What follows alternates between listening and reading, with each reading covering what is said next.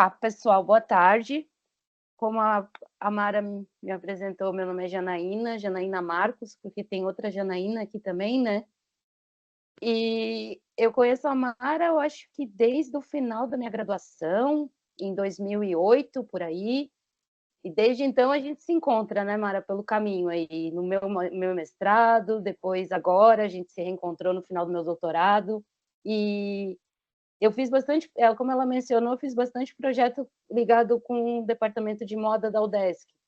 Eu fui do Ecomoda da UDESC, eu participei do Modeline da professora Luciana, do Ecomoda da professora Neide, do Moda e Sociedade da professora Mara Rúbia, da Moda Teca do professor Beirão, da professora Sandra Heck, acho que quase todo mundo.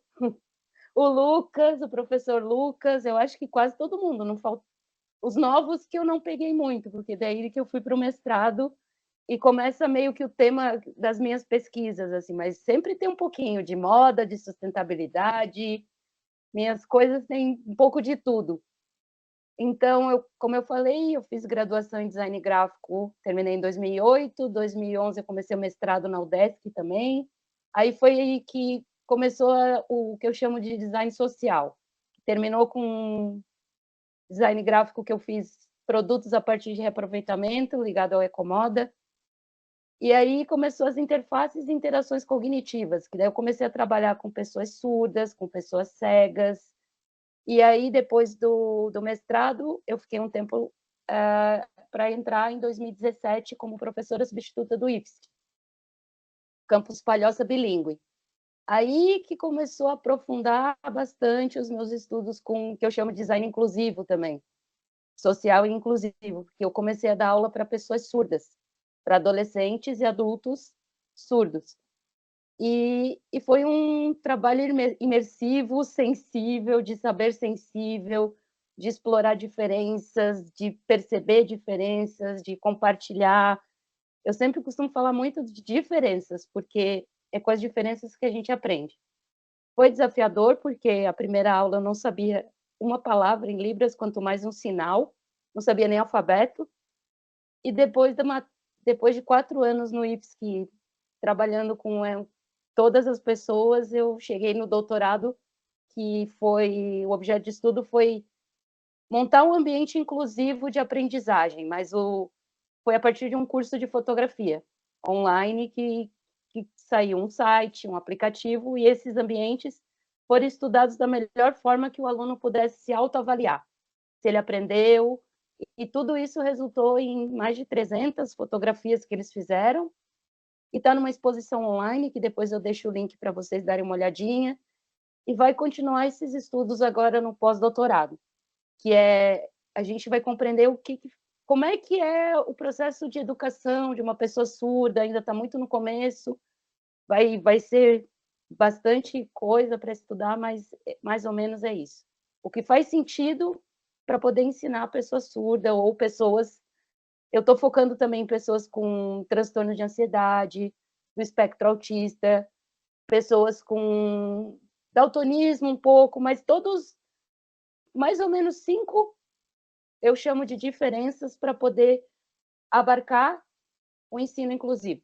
Então, esse livro foi muito importante porque ele traz o pensamento complexo, pensar a sociedade como uma coisa complexa, o aluno como um ser também complexo, que aprende, que troca, que experiencia, que é absorvido pela cultura, pela sociedade que o cerca. Então, cada hora que eu ia lendo um pedaço do livro, eu ia imaginando coisas assim para a minha pesquisa e espero trazer para vocês os conceitos, que foi isso basicamente que eu me deparei mais, tá bom? E se eu estiver falando muito rápido, por favor, alguém me dá um stop aí. Então, já me Não, apresentei tá para... ótimo, Janaína. Oi? Tá ótimo, dá de ouvir bem e tá numa velocidade boa. Tá bom, obrigada. Então, já me apresentei para vocês e eu começo falando do Paulo Freire, uma frase dele que eu gostei bastante e que tem a ver com o livro, que se a educação sozinha não transforma a sociedade, sem ela tampouco a sociedade muda. Então, a gente, como professor, como agente de transformação de sociedade, a gente tem que pensar sempre isso. A educação e a sociedade têm que andar sempre junto, e é do livro da Pedagogia da Indignação.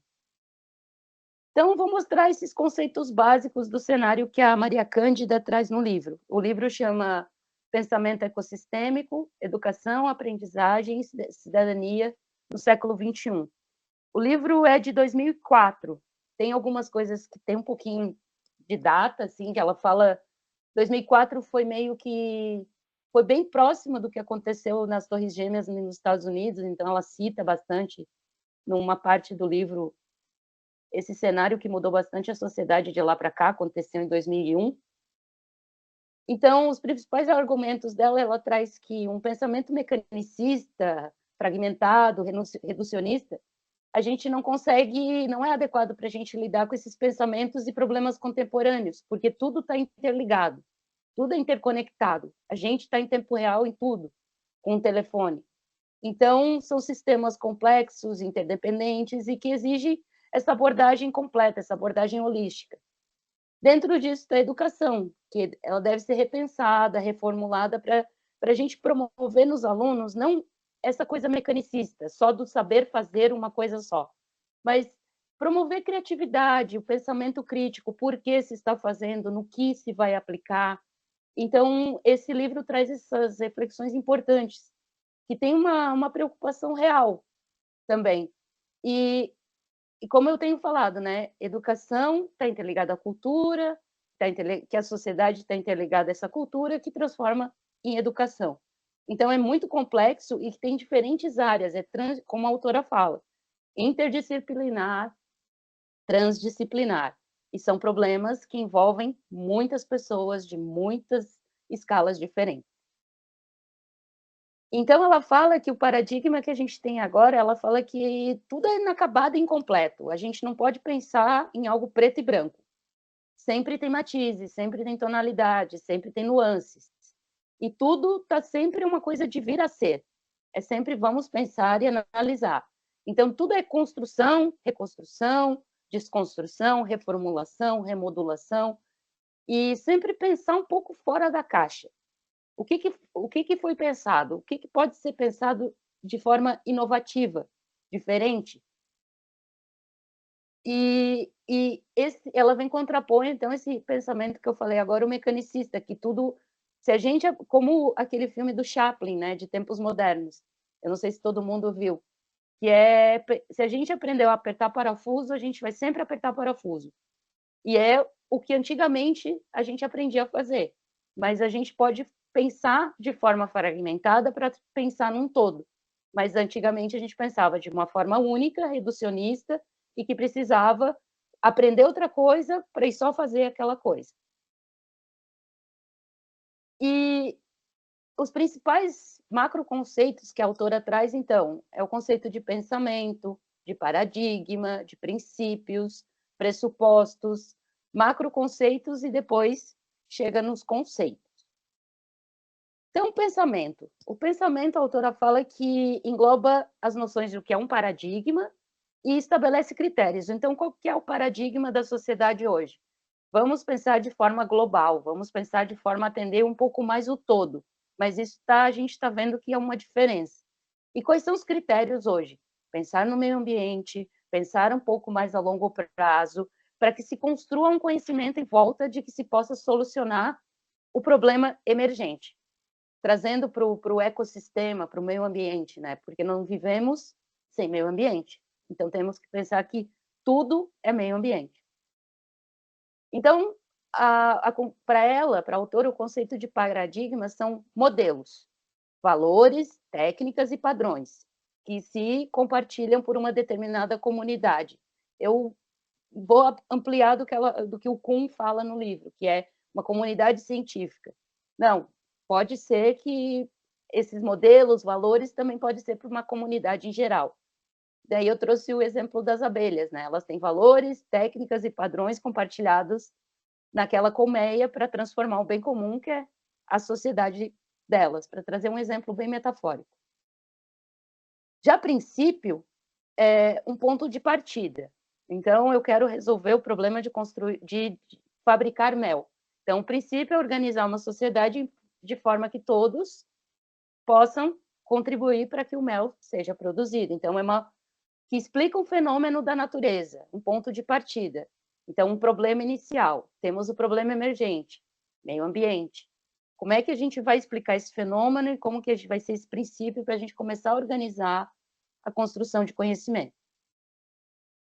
E aí, a partir desse pensamento, a gente tem uma abstração intelectual, ou seja, a gente vai começar a pensar na resolução daqueles problemas, fazer observações e construir uma noção a partir de um estabelecimento de conceito, ou seja, o mel é produzido a partir de tal. Isso é um conceito, uma abstração, uma observação realizada para definir esse processo. Então, um conceito é uma abstração intelectual que se transforma em observações de um determinado padrão. Já o macroconceito é um conceito que gravitam outros conceitos. Então, o macroconceito, abelhas que transformam mel, e depois todos os macroconceitos envolvidos nesse processo. Então, leva em conta o dinamismo, a complexidade, trazendo para a educação esse processo é importante fazer mapas mentais para definir, temos um problema, vamos desconstruir mapas mentais, e assim vai se definindo um macroconceito. Um macroconceito pode transferir para o visual de um guarda-chuva, que onde cabem diversos conceitos. E aí, dentro desses conceitos, pode existir os conceitos complexos, que podem articular aspectos lógicos, antropológicos, epistemológicos, ideológicos. Então, todo esse ponto de vista, todas essas articulações reúnem-se num pensamento complexo, num macroconceito, para se definir depois um conceito ou conceitos.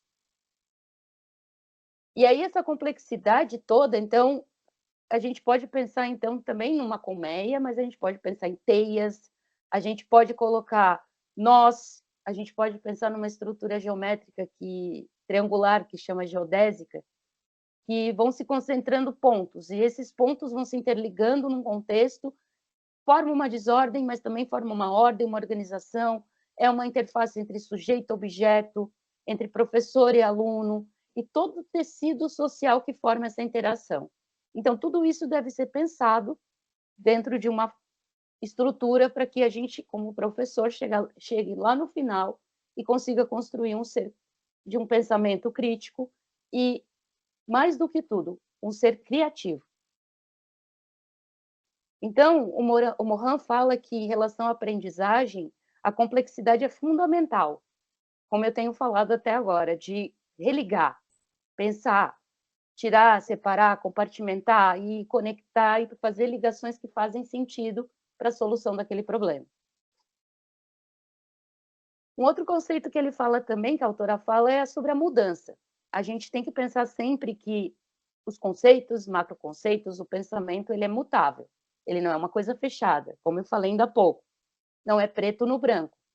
É uma construção, reconstrução. Aqui eu já trouxe pensando nesse conceito do ecossistema, né, como natureza, que é o que a gente pensa a primeira ideia, é a mudança que a gente tem que a lagarta construir passo a passo para depois desse conhecimento se transformar numa borboleta que possa voar, disseminar para todo mundo.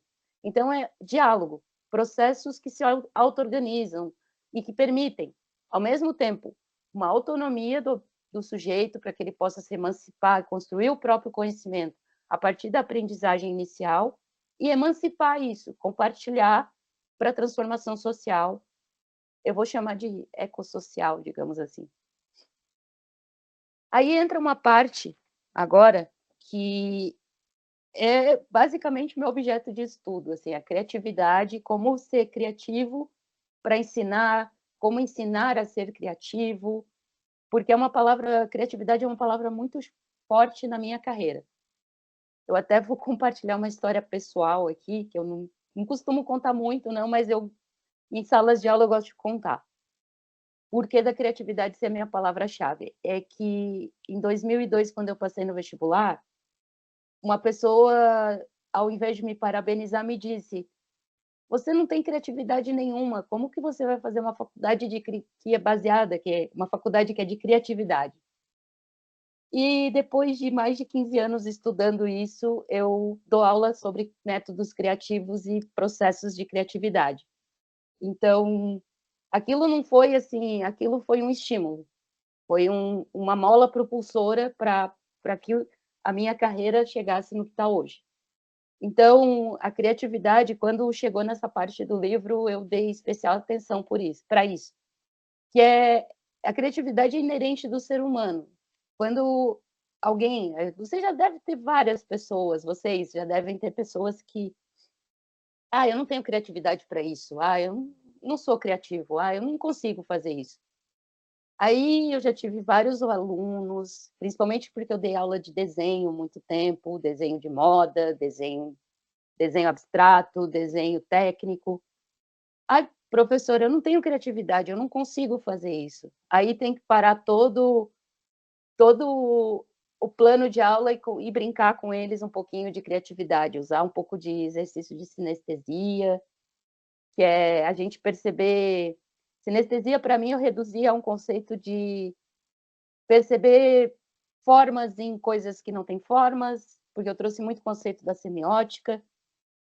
Perceber que o gosto pode ter uma cor, pode ter um visual, trazer as experiências táteis para trocar as experiências táteis. Então, dava muito certo. E um outro exercício que eu fazia com os alunos também, de desenho principalmente, era a técnica que tem num livro chamado Desenhando com o Lado Direito do Cérebro, onde o autor fala que fazer um exercício de pegar uma imagem é um desenho de observação, mas observar a imagem de ponta cabeça.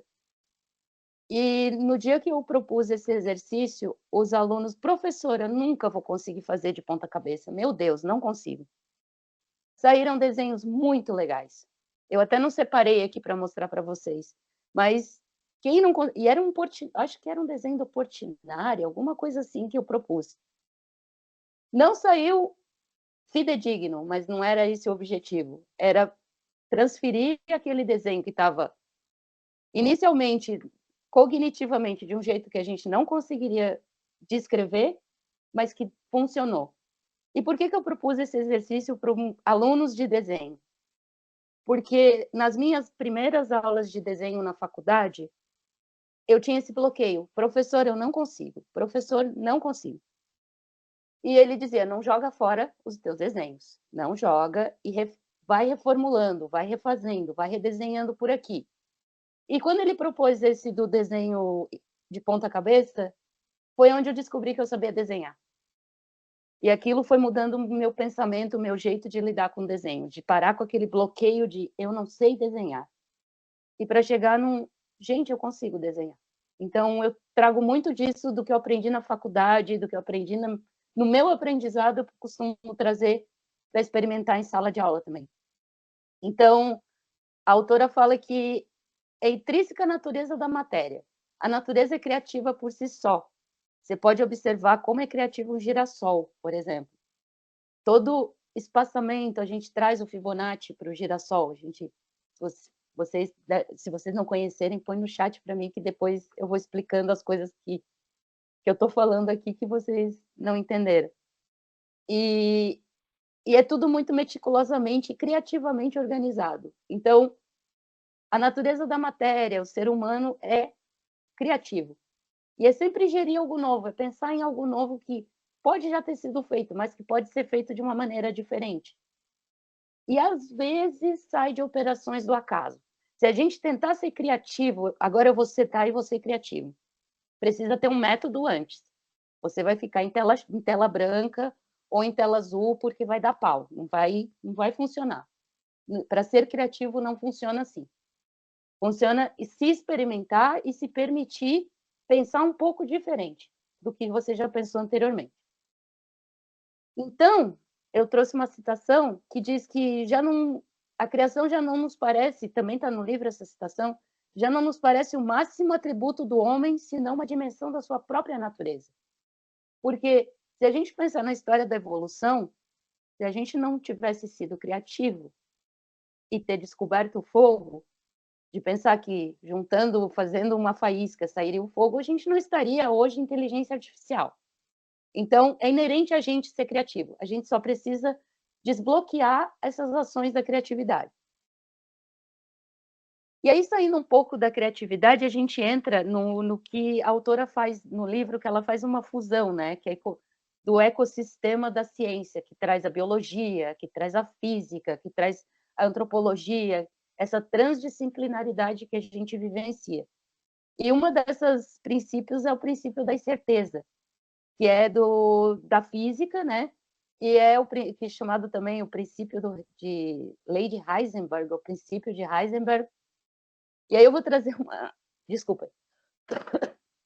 Eu vou trazer uma referência visual que não sei se todo mundo gosta de série, de filme, mas é a referência ao Breaking Bad, que é uma das séries mais vistas na cultura pop. E o principal, a personagem principal do filme traz como nome dele o princípio de Heisenberg, que é o princípio da incerteza, que as teorias não refletem basicamente a realidade, mas elas são interpretadas à forma de cada um.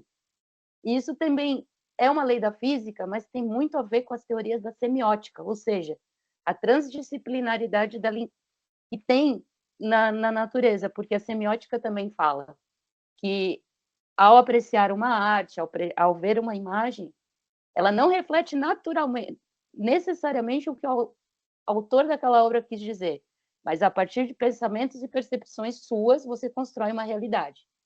Então, tudo se interliga. Esse livro foi muito interessante por causa disso, porque tudo se interliga de alguma forma.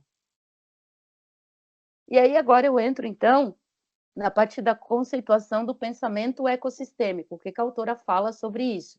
E aqui também eu pesquisando sobre esse livro, eu trouxe um livro, um e-book, que depois eu vou deixar nas referências, e se quiser eu compartilho, que tem um artigo da autora sobre os principais conceitos desse livro. Então, eu fiz um pouco um compilado do que a autora fala no artigo e fala aqui também no livro. Então, o pensamento ecossistêmico, ele é um pensamento relacional, ou seja, ele faz relações. Ele é dialógico, ele dialoga com a interdisciplinaridade, com a sociedade, com a cultura, com o pensamento do aluno. Ele é interligado. Então, para soluções de problemas, isso é muito interessante, porque você relaciona conceitos, macroconceitos, dialoga isso tudo. Isso é muito interessante pensar em termos de mapas visuais. Eu costumo falar que eu sou uma pessoa que aprende visualmente e costumo me comunicar muito visualmente. Vocês já devem ter percebido que eu faço metáforas com coisas visuais. Isso vem do ensino de semiótica. E para mim é muito mais fácil pensar, raciocinar em forma de mapas mentais, em construções de quadros, de hierarquia, organogramas, infográficos. Isso é bem mais interessante para aprender. E alguns alunos, dependendo do tipo de aprendizagem do aluno, isso também funciona para ele. Então, a gente trazer essa diferença para a sala de aula, às vezes trazer, que é isso que é meio que objeto da minha pesquisa também, como que o design pode atuar, pode contribuir para a aprendizagem. Então, em forma de cores, em forma de hierarquia de texto, em forma da a imagem comunicar com o texto, a imagem não trazer uma imagem ilustrativa, mas uma imagem que conversa com o texto, para aquele aluno que for mais visual como eu, poder entender o que eu estou falando, não só falando. Porque tem um aluno que aprende visual, o aluno que aprende no escrito e o aluno que aprende no auditivo. Então, é muito importante eu vou chamar de pensamento ecossistêmico, pensar que dentro de uma sala de aula tem todos esses tipos de aprendizagem. Uma apresentação, um design da nossa apresentação, do nosso roteiro de aula, ele tem que englobar essas três coisas, para aquele aluno que se dispersa com muito texto, aprender que aquela imagem da abelha quis dizer aquilo que eu falei. Então, esse livro foi importante para mim para corroborar esse tipo de ideia que eu já tinha antes de ler essa autora, que complementou muito o que eu tenho estudado nesses últimos anos, desde 2017, basicamente. Então, a gente pode pensar que a sociedade, dentro do pensamento ecossistêmico, e ela é complexa, aberta. Hoje, em 2024, a gente tem que ter o pensamento, não pode ter pensamento anacrônico. A gente tem que olhar com os olhos de 2024. Isso é muito mais complexo, muito mais aberto, muito mais autoprodutor, muito mais reprodutor. Então, e muito mais auto-eco-organizador. O que eu quero dizer com tudo isso? Com as redes sociais, que também é parte do que eu estudo, com as redes sociais, isso tudo ficou muito fragmentado. Isso tudo ficou muito... É uma sociedade que, embora seja... Ela está dentro de um telefone, se a gente pensar bem. Ela está aberta, mas, ao mesmo tempo, muito fechada em seus pensamentos. Ela é autoprodutora, porque todo mundo hoje, ele pode ser uma pessoa que ensina, uma pessoa que aprende, uma pessoa que compartilha, uma pessoa que reproduz, uma pessoa que faz quase todas partes que, antigamente, no mecanicista, era uma pessoa que fazia vídeo, uma pessoa que comunicava, uma pessoa que cuidava desse sistema de disseminação de conhecimento. Se a gente for trazer na história dos livros, principalmente, antigamente os livros eram confinados a mosteiros. Hoje os livros estão na palma da nossa mão, o conhecimento está a 1 minuto e meio de um vídeo. Então, a gente, como educador, a gente tem que pensar isso também. E a gente é parte disso, qual o nosso papel nisso e como a gente vai disseminar o nosso conhecimento usando essas mídias. Então, o Paulo Freire, eu vi um vídeo tempos atrás do Paulo Freire falando sobre a introdução do fax, dos computadores, meio início dos anos 90, e ele já estava com essa preocupação de rede. E o que a gente tem hoje é trazer a rede, como trabalhar com a rede, como usar essas mídias, isso tudo... Só um minutinho.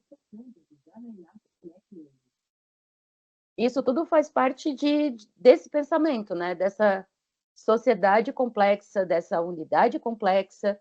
Então, é importante a gente, como professor, estar em constante aprendizado, pensando sempre como eu posso aprender essa ferramenta, como ela vai ser útil para mim, como que eu posso aplicar para os diferentes níveis de aprendizagem. E uma coisa que eu trago do design, e que também se liga muito nesse pensamento ecossistêmico, é a empatia. É se colocar no lugar de o maior número possível de pessoas e entender que nas diferenças que a gente constrói a sociedade, e não na homogeneidade, é nas diferenças. E partir daí para construir uma linguagem que possa pegar o maior número possível. Só um minutinho. Eu vou ter que parar um minutinho aqui, tá? Um pouquinho. Tranquilo. Vai lá, Janaína. Estão entendendo, gente? Desculpa, gente, é mãe ligando, tá? Quem E aí quiser ela acha...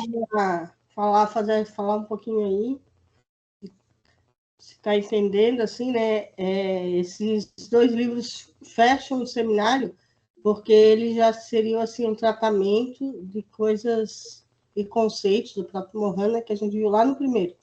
Então, foi se somando, e aí a gente tem agora já um mix, né, de várias coisas que se viu antes.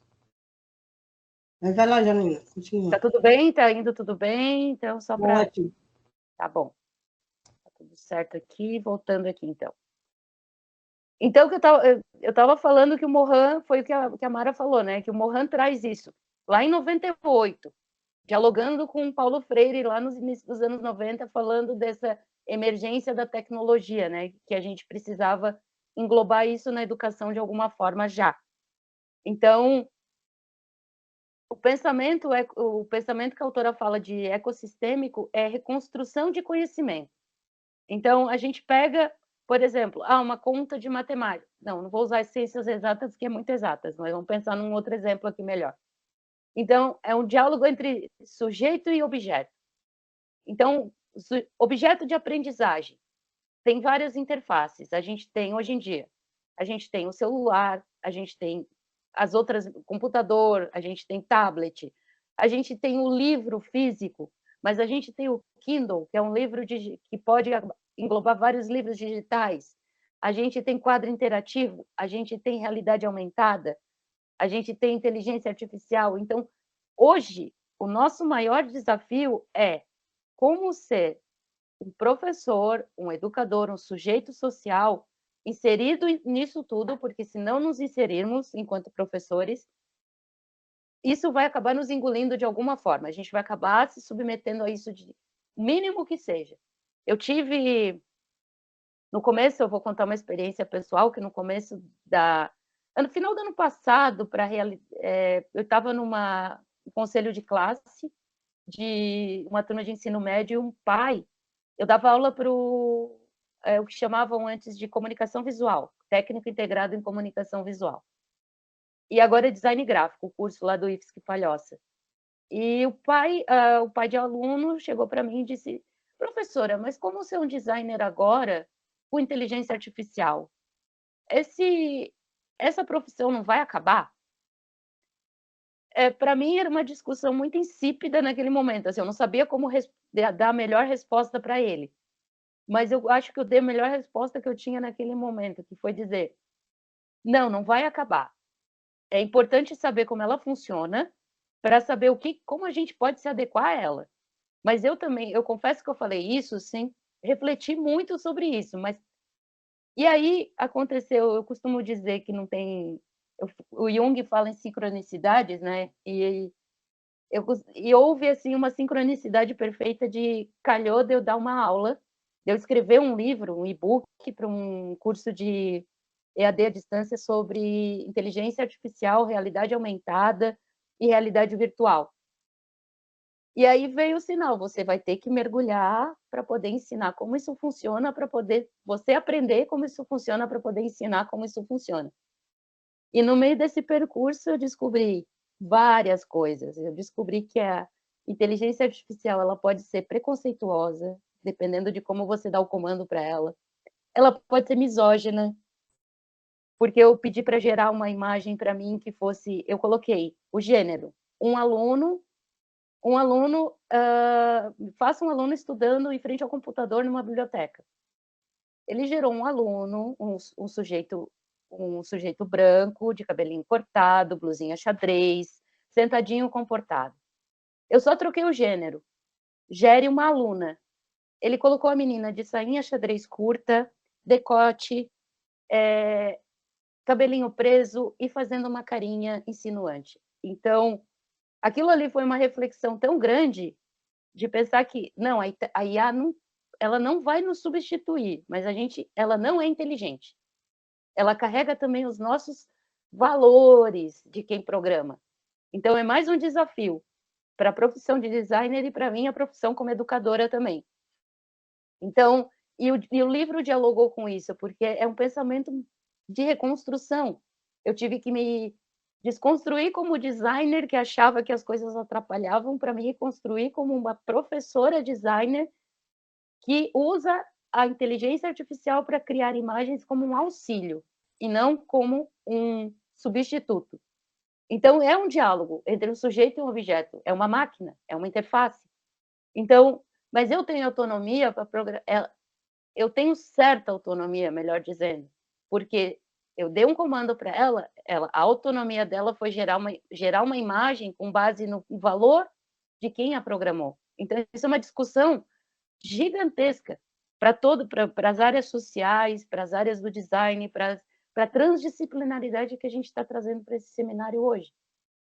Para as várias áreas, para as nossas várias áreas de atuação, seja propriamente sempre na educação ou com outras, isso vai interferir na nossa profissão de alguma forma. E aí, então, entra o nosso papel, a educação. É a ferramenta para promover a ética, como eu tinha falado agora.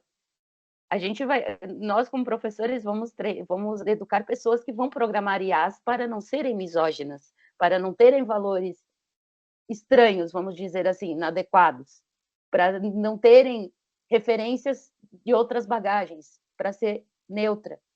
Então, promover ética, solidariedade, responsabilidade, eu coloco aqui empatia, porque se a gente não consegue ser ético se a gente não for empático. E a gente só consegue. E a ética, eu vi um professor falando essa semana que a ética é aquilo que você faz quando está sozinho. Então, você precisa pensar muito nisso, assim, que a gente precisa também hoje restaurar alguns valores que ficaram perdidos, restaurar um pouco da solidariedade, porque eu tenho percebido que depois da pandemia existe solidariedade, mas existem valores que estão se sobrepondo. A individualidade está se sobrepondo à solidariedade. E as responsabilidades estão tendo conceitos esquisitos, eu vou chamar de esquisitos, mas está se discutindo muito isso. E eu trazia muito da semiótica, que é o conceito de razão e consciência. Às vezes, a sociedade de hoje está fazendo muito as coisas em nome da razão e menos em nome da consciência. O que eu quero dizer com isso? Vou trazer um exemplo do que eu gosto de perceber. Exemplos de videozinhos curtos do TikTok. Esses videozinhos podem viralizar por ser uma coisa muito bonitinha, como um bichinho bonitinho, mas pode ser uma coisa muito beirando a estética do grotesco. E isso viraliza. Mas isso, a curto prazo, é a razão que o sujeito teve de criar aquela imagem, de produzir aquele conteúdo. Mas a longo prazo ele vai ter a consciência de que aquele conteúdo não era muito adequado. Então, é um diálogo. A educação hoje é muito esse diálogo da imagem com a consciência, com a responsabilidade, com a solidariedade, com todos esses valores que hoje também eu trago muito o conceito da modernidade líquida do Bauman também, que hoje eu já penso que já não é mais nem líquido, que já é gasoso. O estado já mudou para pulverizado, para vaporizado, porque tudo é muito instantâneo, tudo é muito micro, muito macro e ao mesmo tempo muito micro, muito instantâneo, muito individual. E a sociedade está incorporando uma sociedade muito individualizada. O meu bem primeiro, o meu individual primeiro. E não são esses valores que a educação promove. A educação promove a construção de um indivíduo enquanto um ser social, não enquanto um ser individual. E aí os objetivos do pensamento ecossistêmico que a autora traz, desculpa que ficou meio embolado aqui muito texto, não gosto disso, mas vamos tentar aqui. Então, é uma base de epistemológica e ontológica da educação baseada na complexidade da interdependência entre sujeito, objeto, indivíduo, natureza e sociedade.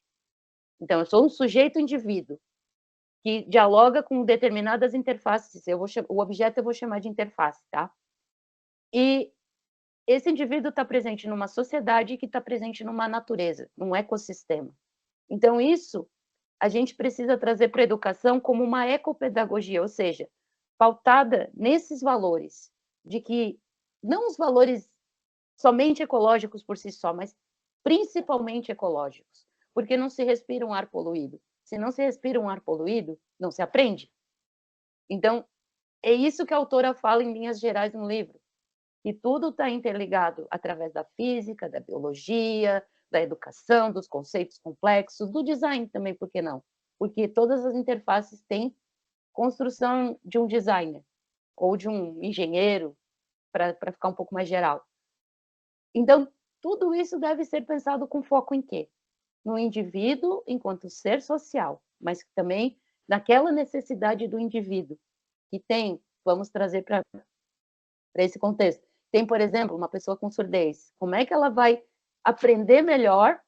Ou aprender melhor não. O desafio é como ela vai aprender de uma maneira diferente, mas parecida, igual, mas diferente dos outros alunos. Então, é isso que traz esse conceito do livro, uma nova cultura de aprendizagem, uma aprendizagem que seja um diálogo entre o coletivo e o individual, levando em conta que aquele aluno pode ter um transtorno de ansiedade generalizada, ele pode ter TDAH, ele pode ter transtorno do espectro autista, pode ser um aluno surdo-cego, pode ser um aluno que, dentro dos ouvintes, pode ter transtorno de pânico, pode ter, dentro do social dele, pode ser complexo, pode ter vivências de vulnerabilidade social, isso tudo tem que estar pensado.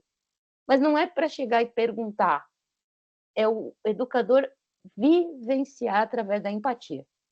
Porque eu já tive experiência de saber nos corredores que determinado aluno era de determinada forma. Eu não cheguei e perguntei. Eu cheguei e fui me aproximando dos focos de atenção que ele gostava de ter na minha aula. Eu posso dar 2 exemplos aqui. Um com uma pessoa que tinha, eu não vou dizer mais ou menos, assim, era um aluno que ele tinha transtorno de pânico, eu vou trazer assim, mas era algo bem mais pesado que isso. Um contexto familiar bem pesado, e um outro aluno que tinha transtorno do espectro autista, que a mãe não aceitava muito a condição dele. Então, fora os outros alunos com espectro autista que eu tive também. Então, eu tive pessoas surdas com transtorno do espectro autista e surdez. Então, e ansiedade junto, porque a condição pode acarretar num processo ansioso. Então, tudo isso eu tinha que pensar ao fazer minha aula, ao montar um conteúdo. Como é que eu vou chegar nesses alunos a partir das experiências deles? Então, trazendo para esses 2 alunos. Um deles, ele queria ser biólogo, ele estava comigo numa aula de fotografia, e eu acompanhei ele desde as aulas de desenho até o 3º semestre. E o foco dele era na biologia, cogumelos, aranhas. Pois bem, você vai fazer fotos de biologia, de coisas relacionadas ao que tu gosta de fazer. No final do ano, a experiência com ele foi: professora, você é a melhor professora que eu tive. Não dele, de um menino introvertido, mas também da mãe dele. Então, isso para mim me deu muita confiança no meu processo, na minha empatia enquanto professora. E o segundo caso foi desse aluno com essa mãe. Ela precisava de suporte meu o tempo todo para saber como o aluno estava. E eu atendia na turma dele, ele era um aluno de 42, uma turma de 42. E os meus assistentes lá de sala me disseram que para cada aluno com transtorno com TEA, ele precisa ser diminuído da sala de aula 5 alunos, 5 outros alunos, vamos dizer assim. E nessa sala, eu tinha 5 com TEA. Só com TEA eu tinha 5. Então, foi uma experiência difícil, mas ao mesmo tempo muito engrandecedora de perceber que dava para fazer. Então, esse segundo aluno, o hiperfoco dele era os Beatles e o Egito. Eu dava aula de tipografia para ele, que é desenhar letras, né? Para transformar no que a gente escreve no computador, as letras que a gente escreve hoje. E aí, quando eu falei dos Beatles, ele começou a prestar atenção na aula.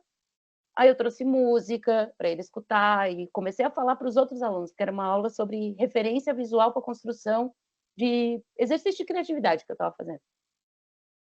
E aí ele criou, né, uma fonte pensada nos Beatles, que era o hiperfoco dele. Então isso também foi bastante gratificante, assim, como é que eu vou avaliar um aluno que é muito diferente da turma, que é uma turma heterogênea, mas eu consegui que ele aprendesse, que era o meu objetivo, não passar de ano.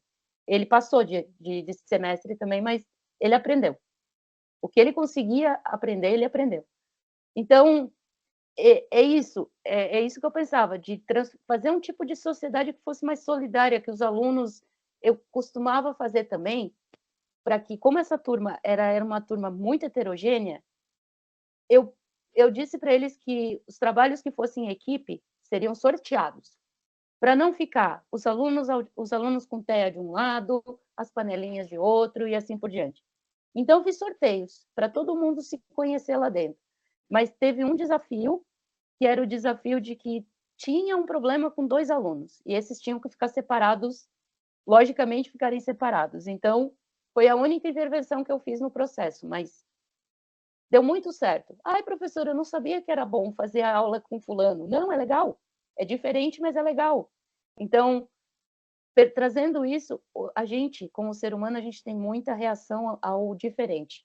Muita reação ao diferente. E promover essa cultura da diferença, isso é muito importante, tanto para, como a autora fala aqui, promover a cidadania planetária, a sustentabilidade do ponto de vista ecológico e também social. Porque uma sociedade não se constrói nos iguais, ela se constrói nas diferenças, nos respeitos às diferenças, no respeito às diferenças. Então, ela também fala em promover uma cultura de paz, de não violência, compreensão multidimensional, tudo isso que eu venho falando das minhas experiências. E restauração é ver o ser humano como um inteiro, parte de um todo. E e aí no livro também fala que, no ato de educar, a gente assume um posicionamento também filosófico, de pensar o saber fazer da educação, pensar como o aluno vai conseguir fazer e efetivar essas práticas, testar novos métodos dentro do currículo da instituição, mas tentar métodos, não ficar preso só ao data show, ao laboratório de computação, mas fazer aula na rua, fazer aula na biblioteca, tentar uma viagem, para que pessoas, para que o diferente seja inserido nisso. Porque tem um livro de estética que eu li na graduação que chamava A Poética do Espaço, do Bachelard. E falava muito nisso, assim, de que muitas vezes a gente passa todo dia na mesma rua. E aí eu trago isso para a nossa aula. Todo dia a gente dá, ou por anos a gente dá sempre a mesma aula, muda uma coisa ou outra.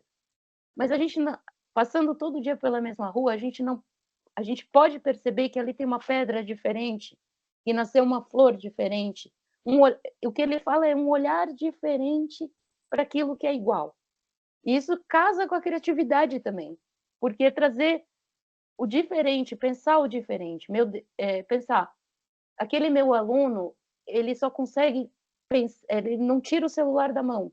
Como é que eu vou fazer? Eu vou proibir o celular dele ou vou criar um jogo, uma dinâmica de gamificação na aula no qual o celular é importante, para que eu não perca a atenção e o engajamento desse aluno, mas que ele possa possivelmente aprender o maior número de conteúdo possível daquela aula, palavras-chave. Então, é isso que o livro me fez a pensar, me fez a querer a dialogar com tudo isso, porque gamificação hoje também é importante, porque tudo é digital. Então, eu achava no começo que não era assim, não. Ao final do livro eu pensei, não, eu estava trabalhando isso sem saber que tinha esse livro. E aí eu consegui construir esse pensamento que, como ele fala assim, que a gente tem uma matriz pedagógica, mas que a gente traz com a gente. Essa matriz que a gente traz é fruto de experiência, de observar outros professores que deram aula para a gente. Eu tenho muito cacoete de professores que me deram aula. É trazer a experiência da nossa casa, o que foi bom, o que não foi, trazer o que não foi, melhorar, adaptar, testar novo processo. Então, se ver ao longo de sair do papel de eu sou professor, eu sei tudo, isso nunca funcionou. Eu sou professor tão aluno quanto o meu aluno, tão docente quanto aquele docente. E criar essa felicidade de aprender uma coisa nova, que é o que me motiva todo dia a querer ser professora, porque eu gosto tanto quando eu aprendo uma coisa nova, e eu gosto de dizer para os alunos isso, que, ai, professora, para que eu vou aprender isso? Porque é novo, e porque é legal, e porque uma hora se você não usar isso, você vai puxar pela sua memória alguma coisa que teve aqui. Então, é uma construção complexa e constante. E aí, a autora fala nessas implicações, em algumas implicações que esse pensamento traz, tanto do ponto de vista didático, ponto de vista curricular, do nosso do ponto de vista ecoformador, e também do ponto de vista axiológico, que é o ponto de vista que engloba a ética, a existência, a nossa filosofia do ser. Então, do ponto de vista didático, a autora fala que são relações que envolvem diferentes compreensões. Então, é o que eu venho falando ao longo dessa minha exposição. Perceber o diferente nível de realidade de cada sujeito, de cada ser. Como que ele interage com o meio físico. Então, eu posso trazer a experiência do sujeito surdo, que interage com o meio físico a partir de dois principais órgãos sensoriais, que é a visão e o tato. Ele se comunica com as mãos. Enquanto nós nos comunicamos com a boca e muitas vezes com gesto, ele também ele faz sonorização, mas a principal interface de comunicação entre o mundo e o sujeito é através das mãos. Então a gente tem que perceber qual é o contexto cultural dessa pessoa, de onde que ele veio, qual é a construção dele, qual é a construção social, qual é o valor que ele tem, quais são minimamente sua realidade política e econômica, para ir no currículo, a gente conhecer que não se constrói nada hoje que não seja multidisciplinar, transdisciplinar, que ele passa pelos temas transversais. A gente não pode discutir design sem discutir filosofia, ética, estética, processos de design, a gente não pode discutir antropologia, sociologia, não tem como. Então, todas as áreas da educação têm que perceber que a sustentabilidade, no caso do designer, não se pode criar produtos poluentes. Não se tem como pensar num produto, criar um produto, vamos trazer para a nossa área da moda. Não se pode criar uma roupa sem pensar no pós-venda. Não se pode criar uma roupa pensando que ela vai acabar em 3 lavagens. Não se pode pensar nisso. Não se pode pensar numa sociedade em que o descarte, o desperdício, tudo isso ainda está em voga em pleno século XXI, em pleno 2024. E pensar e dialogar sempre com a diversidade cultural, com esses valores, para que a gente possa transformar pessoas em ecoformadoras, pessoas que vivenciam experiências formativas, que se relacionam com os outros seres humanos, que conseguem perceber a sociedade, perceber que a sociedade está mudando, que a sociedade pode se transformar. E, fundamental, perceber que a natureza não é descolada da gente. Se a gente partir da significância óbvia, que sem o ar a gente não vive, e o ar é natureza, fica muito fácil, fica não muito fácil, mas fica simplificado de toda uma sociedade entender que não é possível esse modelo, não é sustentável. E aí, como eu falei no começo, e é de importância significativa que a gente tenha esse compromisso ético. Como é que é o compromisso ético de um professor simples, grãozinho de areia, numa sociedade complexa dessa? Começa reciclando lixo, pensando em coisas diferentes, utilizando os descartáveis em aulas, aplicando gamificação com tampinha de garrafa PET, para que o ser humano possa ser um ser existencial, não como a sociedade está pensando hoje, num ser midiático, mas um ser que possa, a partir dessa mídia, pensar no social e transformar o social, não sendo um individual para que a sociedade consuma esse individual. E aí, pensando isso, a gente pode ser capaz de responder esses desafios complexos, de pensar na nossa realidade atual, que ela é complexa. Eu costumo dizer que a nossa realidade é como uma pizza. Tem fatias que precisam se organizar, que são organizadas, mas que se falta algum pedaço, ou que se um sabor está ruim, melhor dizendo, uma daquelas fatias está com um sabor diferente, o nosso processo de experiência de comer uma pizza já vai ser diferente. Então, esse desafio complexo é uma grande pizza que a gente precisa não homogeneizar no sabor, mas que cada pedaço dessa tenha sabores que se conversem, para que a gente possa, assim, construir conhecimento e aprendizagem. E aí, eu acredito que eu já esteja indo para o final, ela traz alguns paradigmas, e no final do livro ela elenca 41, eu não trouxe tudo para o livro, mas ela trouxe 20. Deixa eu só achar aqui rapidinho, tá? Acho que é 20 e poucos, eu vou dizer assim para não demorar muito. 20 e poucos paradigmas, mas aí eu condensei tudo para ir para o final do livro. Eu não lembro se já está bem para o final ou não. Então, uma das dimensões que a gente precisa pensar é na dimensão cognitiva desse aluno, ou dessa sociedade também, e categorizar essas dimensões cognitivas, e auto-organizar isso em relação à autonomia desse sujeito, dessa pessoa. E qual que é a atuação ativa dela? Por exemplo, uma sala de aula que tem uma pessoa que tem uma diferença, por exemplo, a surdez. Como é que ela vai interagir? Como é que ela vai interagir com esse ambiente? Precisamos todos saber Libras? Precisamos de um intérprete? Como que o professor vai conseguir conversar com o intérprete e também com o aluno, que é um processo a 3 de comunicação, não é um processo a 2? E como é que vai organizar esse indivíduo? E como é que eu vou, sobretudo, produzir a autonomia dele? Incentivar, melhor dizendo, a autonomia dele. E como que eu vou perceber esse sujeito e promover esse sujeito uma melhor relação com o meio? Quais são os sinais básicos para interagir com uma pessoa surda? O que eu preciso fazer? Eu preciso gritar? Não, não preciso gritar. Eu preciso gesticular com mímica? Às vezes dá, às vezes não dá. Às vezes pode causar ruído de comunicação. Uma pessoa surdo-cega, como é que ela se comunica se ela não vê? Se ela não ouve? Como é que é uma gesticulação completamente diferente, é uma língua de sinais completamente diferente da língua de sinais que Libras, que a gente usa com pessoas ouvintes e videntes, né? Pessoas surdas, mas videntes.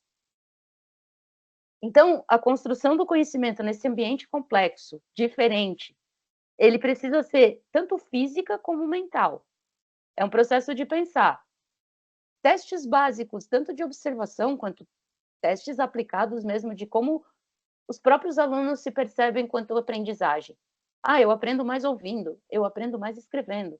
Isso se todos os alunos concordarem em sala de aula no começo de semestre, digamos assim, é fácil para o professor ter esse tipo de dado e, de uma forma geral, construir o conhecimento dele na sala de aula, para promover uma aprendizagem mais eficiente, vamos dizer assim, e satisfatória também, porque o aluno que aprende, o aluno ele tem muita barreira.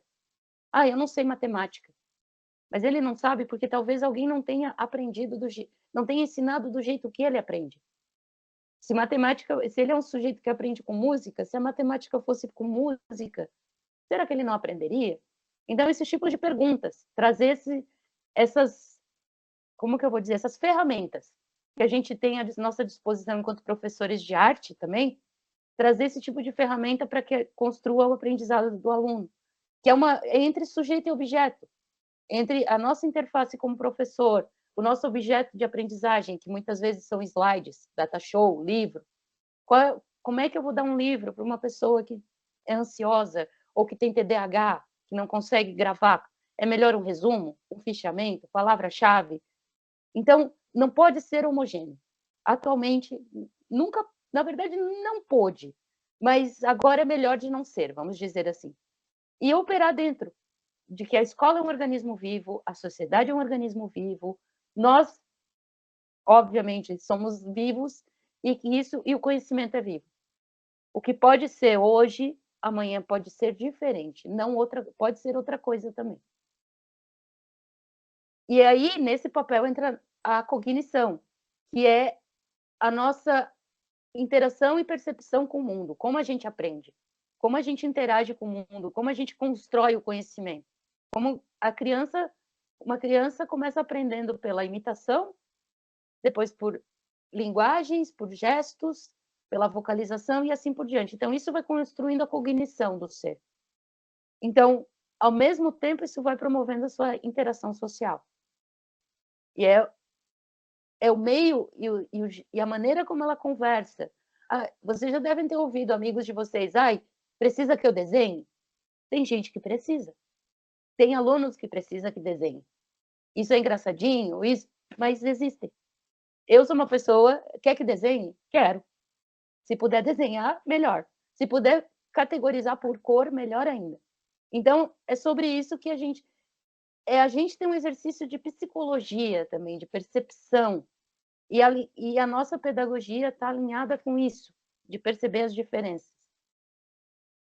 E aí, entra também, né, a questão do comportamento, é perceber o comportamento dos nossos alunos, o nosso comportamento, então, como a gente reage em situações adversas a gente, a nossa prática de aprendizagem, uma sala muito cheia, uma sala muito vazia, uma sala muito barulhenta, uma sala quente.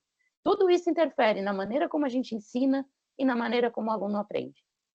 Então, essas relações, essas estruturas precisam ser observadas sempre, constantemente promovendo melhorias no processo, sempre. Para a gente chegar numa aprendizagem que surge a partir da organização de tudo isso, do complexo, do ser humano, da sociedade, do meio ambiente, para que a gente forme pessoas que sejam mais conscientes, que sejam mais atentas, perceptivas, que prestem atenção nos sentidos que as coisas fazem, para aí sim construir o seu conhecimento. E aí, a autora traz para finalizar os paradigmas ecossistêmicos, as dimensões desse paradigma. Então, ela trouxe 5: o paradigma construtivista, o iteracionista, não interacionista, é o iteracionista. E o sociocultural e o afetivo e o transcendente. O construtivista, ele fala que a gente é um ser, né? Aqui ele fala o aluno, mas eu vou colocar nós todos, como um ser vivo, autopoético, autoconstrutor, que se molda ao espírito do tempo que ele está inserido. Ele tem que se moldar, ele tem que ser resiliente, ele tem que ser autocriador da sua realidade. Mais ainda, hoje em dia, em tempos de rede social. E essa autocriação da realidade, a gente deve tomar um cuidado para ela não ser hiperrealista, ou seja, tão realista a ponto de cair numa pós-verdade. E isso deve ser alinhado ao contexto sociocultural, ao contexto histórico, atrelado ao nosso processo. E aí, para chegar na dimensão iteracionista, ou seja, perceber todo o processo de construção de conhecimento não como uma coisa só, mas parte de um todo. E pensar também que a sociedade e a cultura só existem porque existem indivíduos que interagem. Um indivíduo sozinho, ele tem uma formação da cultura dele, mas essa cultura só vai ser cultura a partir da troca.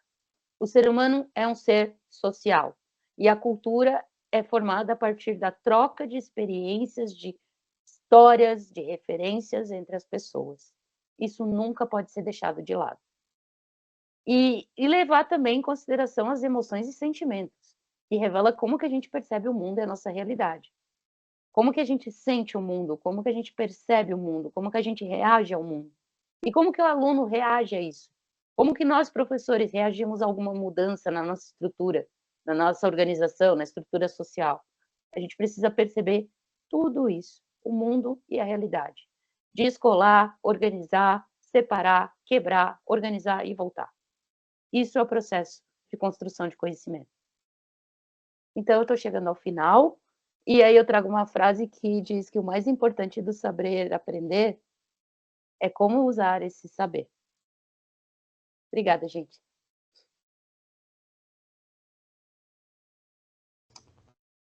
Acabou, Mara. Não, sim, eu estava aqui achando o microfone para abrir. Então, super obrigada, Janaína. Eu acho que foi bem didático, assim, né? Fosse apresentando passo a passo, foi bem explicado. Acho que, mesmo quem não leu o livro, agora ficou por dentro dele. Certo? Que bom. E aí, a gente abre para algumas questões, comentários que vocês queiram fazer. Aí depois a gente faz o intervalo e após o intervalo voltamos com a Maristela, que está ali ansiosa para falar. Eu queria parabenizar a Janaína, porque eu achei assim extremamente gratificante prestar atenção na sua fala e como você trouxe questões realmente da sala de aula. Eu acho que essas questões elas são muito gratificantes de se ouvir e de aprender com elas mesmo, porque essa experiência, essa trajetória é como você interpretou essa autora, os pontos que ela trouxe e realmente trouxe suas questões de vivência. Eu acho que ter contato com isso, as experiências de outras pessoas e como elas lidam com essas situações é assim, extremamente gratificante. Então, muito obrigada por todo esse compartilhamento de vivências. Eu achei sensacional. A apresentação foi excelente. Foi um prazer te ouvir. Então, muito obrigada por esse compartilhamento. Ai, eu que agradeço muito. Muito obrigada mesmo. O pessoal está colocando aqui no chat, parabéns, muito obrigada. Ai, eu vou tirar um print, gente, pode? Só abrir aqui o chat que está cheio de parabéns, obrigada. Eu tirei um print. Valeu, muito bom. Porque o livro não é muito extenso, né? Mas ele é bem com bastante ideias, assim, e bastante formas interligadas de pensar, né? Uma coisa tem que juntar na outra para ir entendendo tudo. E aí ficou bem explícito mesmo, assim, bem didático, ótimo. Obrigada. Alguma questão? A Marcela levantou a mãozinha, vai lá, Marcela. Eu queria muito dar... Está todo mundo me ouvindo? Quero muito dar parabéns, Janaína, porque eu fiquei apavorada com tanto conceito, ficava pensando, meu Deus, como eu vou falar isso? Acho que você falou muito bem. Eu não enxerguei dessa forma, foi muito criativo, muito bom, muito sintético. Obrigada. É o que eu procurei, o meu objetivo era isso, assim, como que eu vou trazer esse... Quando eu li aquele monte de biologia, aquele monte de lei da física. Eu assim, minha Nossa Senhora, eu não vou gostar desse livro. Aí eu fui, na hora que eu vi o Heisenberg, porque eu sou muito da cultura nas minhas aulas, sabe? Aí quando eu vi o princípio do Heisenberg, eu falei, agora faz sentido. E aí eu consigo trazer para minha realidade, que aí eu consigo transpor para os alunos. Que eu tenho uma experiência dessa aula do menino dos Beatles, eu fiz uma linha do tempo da cultura dos anos 50 até os anos 2000 para eles terem referências, com base na música e nos filmes. Porque tinha um aluno de 62 anos nessa aula também, uma turma de adolescentes com uma pessoa de 62. Então eu tinha que englobar todo mundo para trazer referências para todo mundo. E no meio dessa aula eu soltei o Michael Jackson, falando, né, do quanto ele é importante para a cultura pop e tal. Uma aluna gravou, não sei se ela gravou ou comentou no WhatsApp com um colega dela, e aí o colega dela, meu amiguinho de fora da aula, não estava nem na escola, professora, aí ela o menino mandou um áudio, professora, eu queria tanto estar na tua aula, eu amo o Michael Jackson, eu queria aprender eu queria muito saber o que você estava falando na aula. Aí eu percebi que trazer o mundo deles para minha aula ficaria mais agradável para eles. E eu fiz isso também na época que a banda coreana estava muito em voga, eu descobri um clipe que era igual ao clipe do David Bowie e trouxe. Ai, professora, eu não sabia. Não, nada se cria, tudo se adapta ou até se copia. E aí eles começaram a perceber essa questão do plágio, da referência, e era assim que eu conseguia manejar uma turma com pessoas tão diferentes no meio de uma sala. Isso aí é uma arte, né? Uma arte É um negócio. Um talento. É um negócio. Então, mais algum comentário ou a gente pode dar agora um intervalo para depois voltar com a Maristela?